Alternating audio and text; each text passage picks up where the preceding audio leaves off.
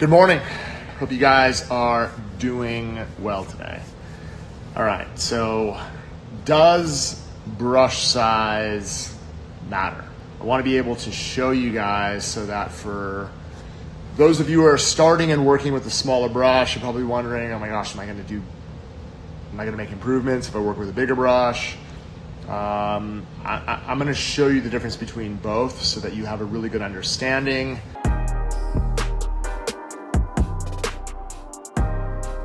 We've only had, my signature series brush, which is a number 12, for less than a year. For the last 20 years, I worked with a brush that ranges between an 8 and a 9. I trained with an 8 and a 9 pretty much my whole entire career. So this is definitely a brush that can maintain adequate, it's sufficient to work any type of design or any type of nail in any situation. And I want to be able to show you guys the difference and explain to you in detail how you're going to do it, because I feel that there's a few of you guys out there that are struggling with picking it up, setting it down. So we're going to go through the whole entire thing. I'll break down both brushes and show you the difference so that you see how it's going to be able to work. All right, let's get right to this. All right, so, oops, my camera, sorry about this. My camera is a little, let me just wipe it down. Sorry about that. There we go. That's way better. It's kind of funny, you can see how cloudy it was right off the bat. All right, so let's do this. I'm gonna go ahead and I have my brushes here. So first thing you're going to notice is that if I'm working with, say, like a number 8 compared to a 12, like I've literally flattened this out. So lengthwise, it's a little bit shorter compared to the 12. If I was to take my 12 and spin it compared to the 8 and spin it, right, you're going to notice a significance in size, right? This is definitely a lot bigger. This is my signature series brush, but the Artistic Sculptor is something that we've had in the line for a long time. 8s, 10s, like anything smaller than a 12, like you're pretty much going to work the same. I want to be able to show you guys how we're going to work this. So here's the thing. When you're working with a smaller brush, the first thing people are going to wonder is, can you pick up the same size pearls as you can a large brush? And the answer is yes, you can. It has everything to do with the amount of liquid that you work. Okay, so if I take my brush and I submerge it, I'm going to get in tight so that you guys can see, but if I submerge my liquid all the way inside my dish, right, so you can see that if I bring my brush and I touch the bottom, you can see that I don't fill it up deeper than that, right? So this is literally soaking wet. A lot of times, many beginners make the mistake of submersing their brush and pulling way too much monomer, right, from the base of the ferrule all the way to the tip of the brush. Instead of just tapping, what they'll do is they'll pull it. Okay, there's nothing wrong with pulling the brush depending on what size of pearl you're going to pick up.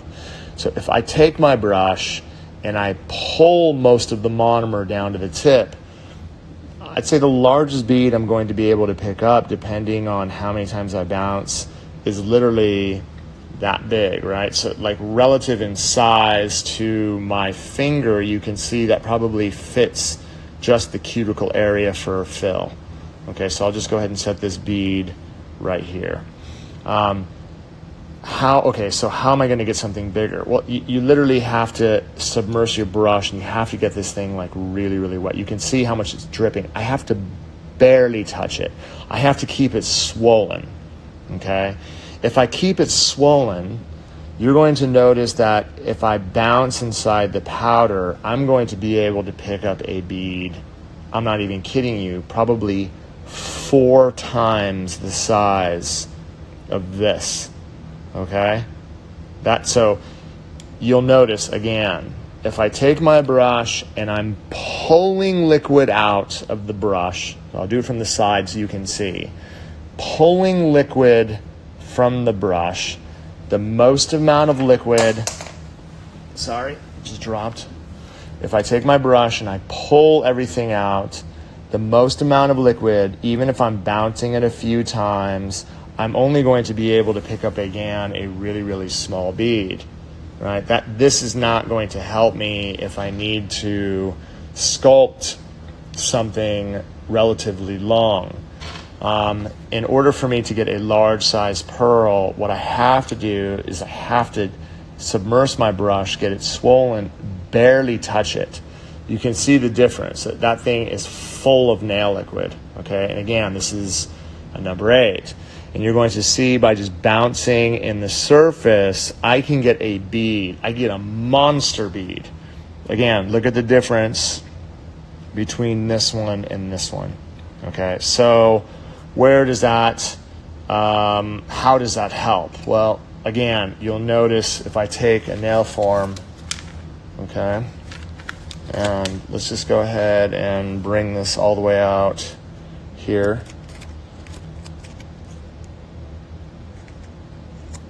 I've just kind of roughed up the nails to show you guys what we're doing. I haven't prepped or done anything. What we're focusing on today is basically, you know, the difference between brush sizes and then basically being able to pick it up. So a lot of times when I'm, you know, teaching some of my advanced students like how to do speed techniques, then what I'll say is, okay, you need to get a big enough bead where you're going to get it to be able to flow from this point to this point, right, in the least amount of effort. So if I have my brush really, really wet, right, and I barely touch it, and I'm actually able to bounce into the surface and get a really, really big bead, you're going to notice that when I actually set this down and release it, like I can get this to flow. You see this?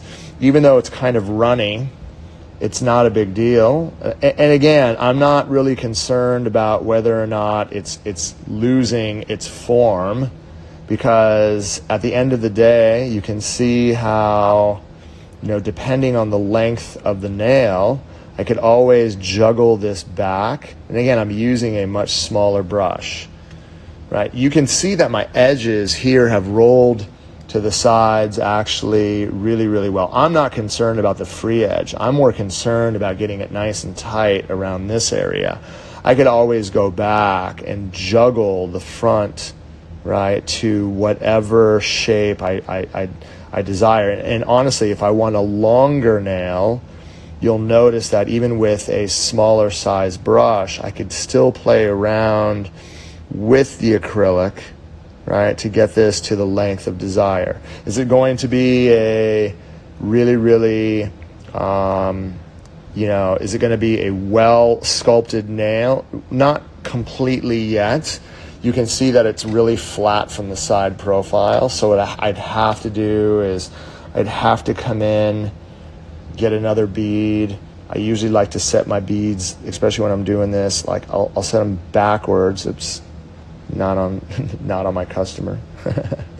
but you'll notice that if I get this down, right, then I'm able to build an upper arch, right?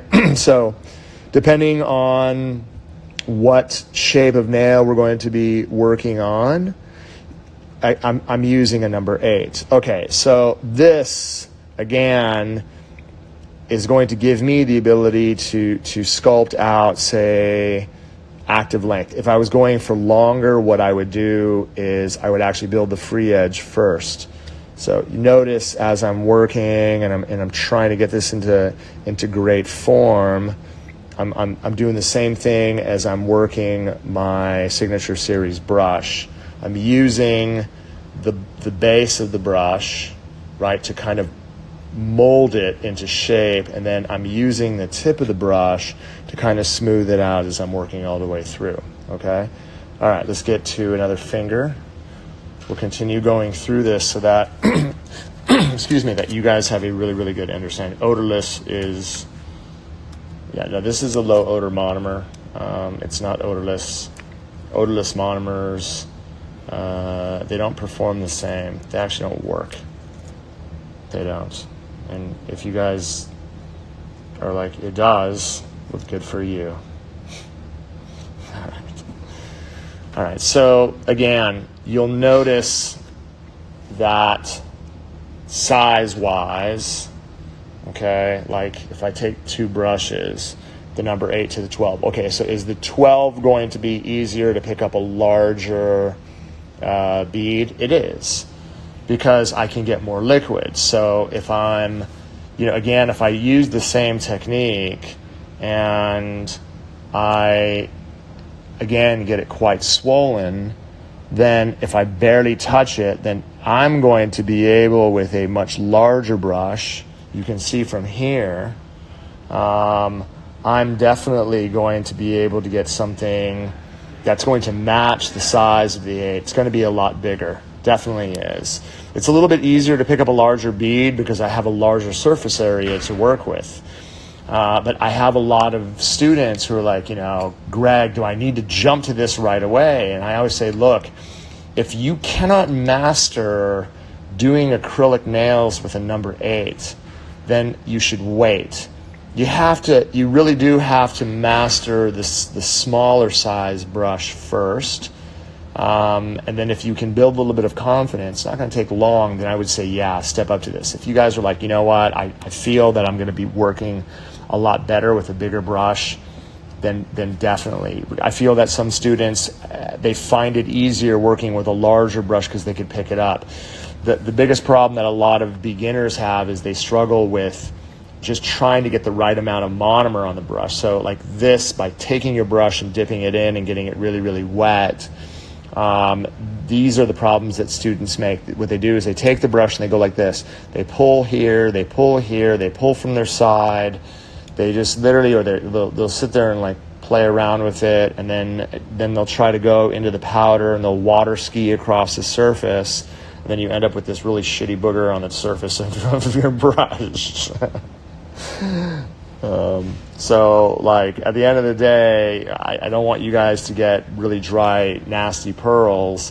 What you need to do is you have to get even pearls, and the only way to be able to do that is by, again, getting a lot of liquid, depending on the size, right? So if I'm going for small, then yes, I would pull from the bottom, getting a lot of the liquid from here to here, right? For fill, I could pull it, right? You can see how wet it is at the tip. And then again, I can bounce, bounce, bounce. And then I've got a really, really nice wet, medium to wet pearl. That would be great for a fill, right? That's controlled application for a fill. If I'm going for, say, a blending bead for an upper arch, then again, I'm going to submerge my brush. I have something, again, really wet. I could just tap it a little bit firm, with a little bit more firm of a touch, and then you can see that by bouncing it a few times, I'm going to get a medium-sized pearl, right? So again, from small to medium. And then if I want a big pearl, right, depending, like say I need a pearl, let's go through the whole process, okay? So what would I need these size pearls for? Okay, let's go for medium. I take my brush, really, really wet. I give it a firm press in the middle. I bounce. I get a medium-sized bead. I take the liquid out of my brush. I set it to the form. It doesn't run. Okay, so what can I do with this? So notice as I start to move it out, there's still liquid inside the brush, which is going to make the acrylic run. So what I want to be able to do is I want to be able to continue to take the liquid out of my brush, and then I could use the body of my brush. So as I'm sculpting, I want you guys to see that I'm not using the center. I'm using almost, the body for me is between the center and the ferrule. So it's like right here. That's the area that I'm actually using. Don't go too far, because then you're going to hit like I find that a lot of beginners, what they do is they work up, right? And then what they end up doing is hitting the metal part of the brush, which is the ferrule, onto the surface. This is starting to dry, so I just got to kind of manipulate into place. But you see that size, medium-sized pearl, look how long I'm actually able to get the tip of this nail, right? And again, I'm just kind of shaping it into a coffin. form or a tapered square nail, you can see. So, dude, that is a great length. It's the length of the nail. I didn't use a big brush to create that. You'll notice that I took my brush, I put firm pressure in the middle. So if you're looking at the side, you guys see right here where I have my brush. If I take my brush and I push at the side, firm, and then I bounce twice, 1, 2, maybe a little bit longer, dude, perfect, right? I got myself a nice fluffy pearl that's on the tip of my brush. This is going to release really, really easy, as you can see, without sticking to my brush. And depending on what surface you're working on, if you drain the liquid from the back side of the brush, then what you'll be able to do is work it like clay. Okay, so now I need a larger size pearl. I need a large size pearl that's not only going to fill the cuticle area, I need a large size pearl that's going to come all the way down, feather all the way through. I'm not trying to do this in one. I'm trying to get it from this point to this point with a nice upper arch. Does Young Nails monomer really strong? Yeah, it bonds really strong to the natural nail. Does it smell strong? It's ethyl methacrylate. All nail liquid that contains EMA is going to smell like monomer. It's not MMA, which smells like caca.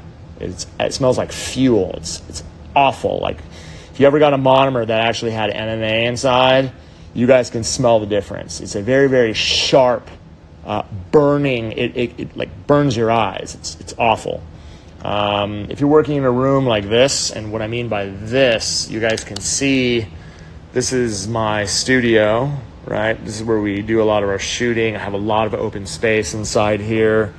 So this, again, is plenty of room. And if I'm working inside here, you don't, I mean, the smell lingers, but you get used to it. You need good ventilation. For those of you guys that are working from home, you need good ventilation. All right, that's what it comes down to. Okay, so what size pearl do I need for this? If I submerge my brush, again, we're working with a number 8, right? Submerge my brush, I need a larger size pearl. You guys see how wet it is? Like, take my brush, you could see it drip, right? Look, it's gonna drip one more time. So that right there, that's pretty swollen. It's gonna drip one more time. I'm barely going to touch the surface. Now, when I bounce, I'm going to be able to get a bead large enough where if I go ahead and set this right to the cuticle area, I'm going to successfully be able to get it around the perimeter of the nail while the bead runs down towards the stress area. So you can see all that thickness that I have here. I don't quite have it tight to the edges, but if I brush the sides, do you see how tight that gets? So I could slide that in, and I'm doing the same thing on the opposite side. You can see the thickness that I have. It's creating a natural upper arch for me. And then as it starts to set, I'm using a very, very gentle pressure to lightly brush it forward. I'm not forcing it. I'm allowing the product to run into place. So again, I've continued to work it all the way through, brushing it to get great shape. Okay, my cuticle area is tight. My sidewalls are tight all the way around. I've got great form, right? That's the larger size bead. That's what it comes down to. Now, the only thing I have to do is I have to fill this area inside here. So what size bead am I going to need? I'm probably going to need something similar to the first one, probably a little bit smaller. So if I submerge my brush and I get it really, really wet, this time I'm just going to kind of, again, give it a nice firm push, and then bounce, bounce, bounce, maybe 4 bounces. And then you're going to notice that if I set my brush back here, so it not only fills that area and it leaves enough product that I'm going to be able to use the base of the brush to walk it all the way through. See that? That is really, really important. Okay. I needed to explain to you guys in detail today the steps that I take in order to build nails that need the least amount of filing. Someone sent me a direct message and said, I have lifting. Why do I have lifting? You have lifting because of three factors. You have lifting because of your prep work. You have lifting because your acrylic application is probably too dry. You have lifting because when you apply the product, you probably create ledges around the perimeter of the nail. It doesn't self-level like mine did and keep it nice and tight all the way around.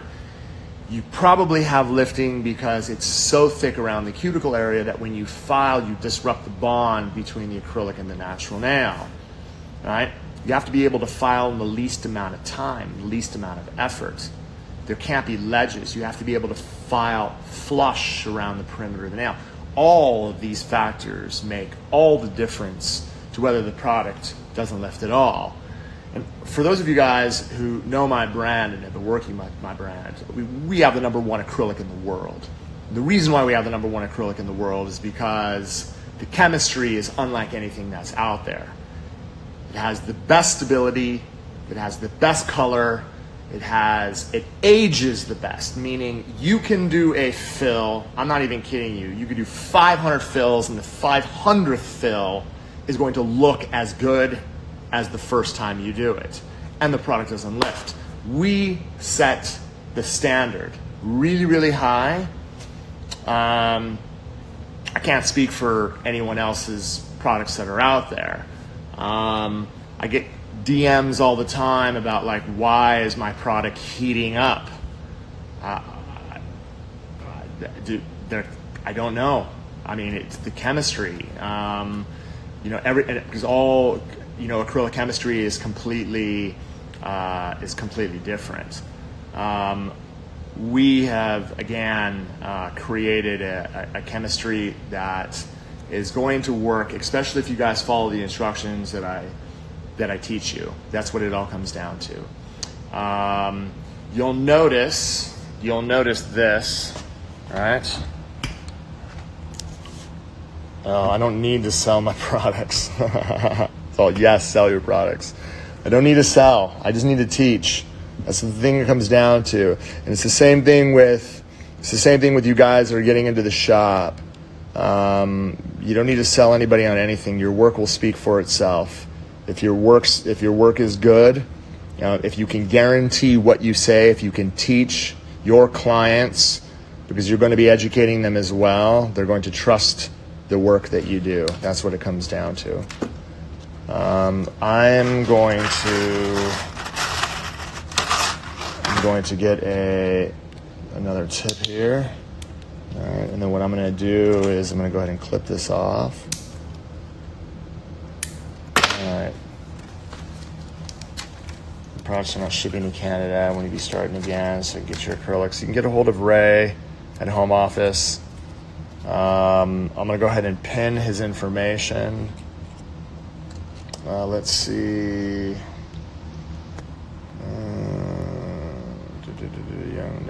Oops, Ray, Brock, Montez. All right, so for all of you guys out there, boom. That's, if interested in Zoom classes, that is the man that you need to get in touch with. He is going to be able to help you out with all your information, especially from Canada as well. You can get in touch with him, see if he can help you guys out. Sorry. So, larger brush. Okay, so a larger brush is going to make it also, depending on your skill, it's going to make it easier for you to pick up a larger bead of acrylic. And I just went through it with a number 8. You guys can, for those of you guys that came in late, you guys will be able to go through and you'll be able to see. For those of you guys that have experience with a smaller brush and you're looking to be able to pick up something larger, definitely the Signature Series is going to work really, really well. So if again, you're going to notice that if I take my brush and I have a lot of monomer on it, same thing, and I barely touch the end and I bounce, within 4 bounces, I'm going to be able to get a massive size pearl. You see that?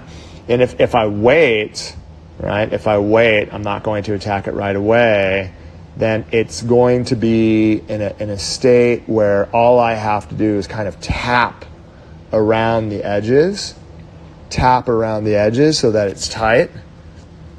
And then most of the bulk is going to run down towards the center. And then what you're going to do is you're going to use the body of your brush to just kind of mold this into the shape of desire. Now, again, there's a million different forms that are out there. For those of you guys that are looking to do faster sets, you have to learn how to build it in one. A lot of the active length nails that are out there right now, you know, this again is going, I'm just building something that's active length. This is going to help you form your nails again in one or less, zero. But you'll notice that I'm actually able to build this out, right? So active length, I'm able to do that in one big pearl. Excuse me. If I'm missing product, and again, if I'm looking at the side profile, it might be a little bit shallow on the front. What I'm going to do with a larger brush, again, is I'm going to be able to pull. You can see how much pressure I'm actually putting on the back end. And then what I want to be able to do is bounce into the powder to get something medium. And then I always like to just kind of brush up and into the body to leave it. And then I'm doing the same exact thing. I'm using the body of my brush to walk it from side to side, all right, to be able to fill, okay? I have enough upper arch through there. Wanted to be able to explain today the difference between brush sizes. I find that a lot of you guys that are starting, you know, you're starting with this, which is great. For those of you guys that have had success with the number 8 to 9, graduating to a 12 is going to make it easier to pick up a larger bead. For those of you guys that don't have a lot of experience and you step up to a larger brush, it's going to be a struggle. Because you're working with too much liquid. If you're working with too much liquid, then the product is going to get away from you. I embrace the run. It's something beautiful because that is what you need in order for you to get really tight around the perimeter of the nail while you're working. It's also the consistency that you need where you do a lot of brushing to get it smooth instead of patting and trying to push it into perfection. That is the key. I hope this, yes, you want to start off small. Start off with an 8. Master the 8. Master the one that you guys get inside your kit. And then, you know, once you can master that size, then I would definitely work up to a bigger size. Yeah, 9 or 10. So our brush is between an 8 and a 9. Lengthwise like a 9, but body-wise it's an 8. Do I ever use nail tips live? No, I don't. Yeah, I sculpt. So this channel is, for those of you guys that want to master sculpting nails, this is the channel because that is all I do. What about number 14? It's not necessary to work with a 14 because the size of brush that we have, again, has the perfect width. I find that anything past a 12 is too wide. We have to set your brush down sideways instead of forward. You have to set your brush down sideways. It defeats the purpose. Yeah, no tips from me. But I'm never going to say never. I'm just saying never today because I don't, again, we sell tips and we sell a lot of tips, but I'm just like, I'm a sculptor and I want you guys to be sculptors as well. And for those of you guys that want to master the art of acrylic as well as gel, you're going to learn how to sculpt, and I will be doing that every single day. I do a video on hand files and e-files. I'll definitely work on that as well. Tips are for cheaters. You've been watching me for a while. Exactly. I really, really appreciate all of you guys. I hope this helped. If you guys have any questions, reach out to me. I'm always here to help. We are always here to help. I really appreciate all of you guys. Love you guys. Peace.